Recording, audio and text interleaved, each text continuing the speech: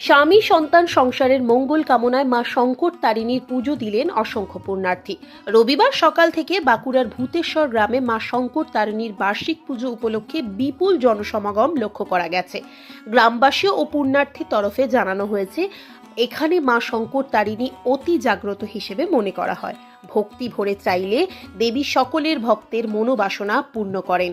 আর ঠিক সে কারণেই বাঁকুড়ার গণ্ডি ছাড়িয়ে প্রতিবেশী জেলাগুলি থেকেও মানুষ এখানে ছুটে আসেন।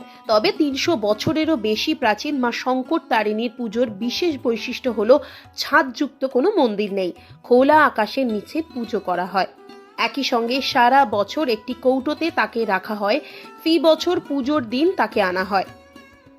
এমনকি নৈবেদ্য হিসেবে গুড়ের তৈরি এক ধরনের বিশেষ মিষ্টি দেওয়ার প্রথাও দীর্ঘদিন ধরে চালু রয়েছে বলে তারা জানিয়েছেন। প্রতি বছরই মায়ের কাছে আসি, মা সকলে সংকট মুক্ত করুক, সংকট মোচন করুক। মায়ের কাছে এবারে একটা বিশেষ আশা নিয়ে এসেছি। আমার স্বামী অসুস্থ, মা তাকে আশীর্বাদ করুন যাতে তাকে সুস্থ করে তুলতে পারে। মায়ের কাছে জগৎ সংসারে মঙ্গল হোক, আমার ছেলে পুলের কল্যাণ হোক এবং সবাই যেন ভালো থাকে এবং সবাই যে সুস্থ স্বাভাবিকভাবে যেমন পুজো দিতে পারে, নিজের নিজের মনস্কামনা যেমন পূর্ণ করতে পারে, এইটুকুই বলবো। তবে এবারে দেখলাম যে ভিড় হলো, এদের ব্যবস্থাপনা ভালো, খুব সুন্দর লাইন দিয়েই সবাইকে পুজো করাচ্ছে। প্রত্যেক বছর আসি, আমাদের এটা প্রত্যেক বছর উপোস। আর যে 19 বছর আমরা এইখানে আমার রিলেটিভ মানে আমার দিদি শ্বশুর বাড়ি, আগে ওদের বাড়িতে থেকে করতাম, এখন টাইমের অভাবে হয় না, আসি পুজো করাই চলে যায়। প্রত্যেকটা মানুষই চায় যে তার সংসার ভালো হোক, তার স্বামী স্ত্রী ভালো থাকুক, ছেলেপুলে ভালো থাকুক এবং মানুষেরও মঙ্গল হোক। এটা তো সবাই চাইবো। মায়ের কাছে চাইবো সংসার ভালো যেন থাকে, কাজকর্ম যেমন থাকে, সবাইকার ভালো হোক, মানুষের ভালো হোক। আমি সমস্ত এখানকার বউ, তো এইটা বহু প্রাচীন যুগ থেকে হয়ে আসছে, সব সভ্যতা প্রাচীন পুজো। এটা এক্সাক্ট কত বছর সেটা আমি বলতে পারছি না।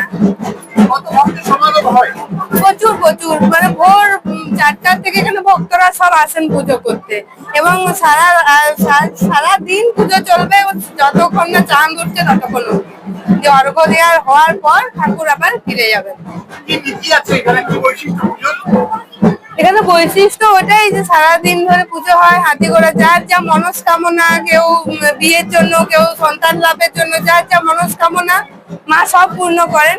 সেই হিসাবে সরস্বতী পুজো 2 সপ্তাহ পর থেকে পুজো, এই একটা দিন এই পুজোটা হয়। বিগত 300 বছর আগেকার পুজো, ঠিক আছে। এটা আপনার এই পুজো, মায়ের পুজো এই এক শহরেই হয়, আপনার এই তিথি অনুযায়ী ধরে হয়, ঠিক আছে। পূর্ণিমা তিথি হয়। তো যাই হোক, এটার অনেক পুরনো ইতিহাস আছে। আমরা যদিও অনেক জুনিয়র, আমরা সেরকমভাবে ঠিকভাবে বলতে পারবো না, ঠিক আছে। তো আমাদের সিনিয়ররা তো থাকলে ভালো হতো। তো পুজোটা খুব অনেক বহুত অনেক মানুষের সমাগমন হয়।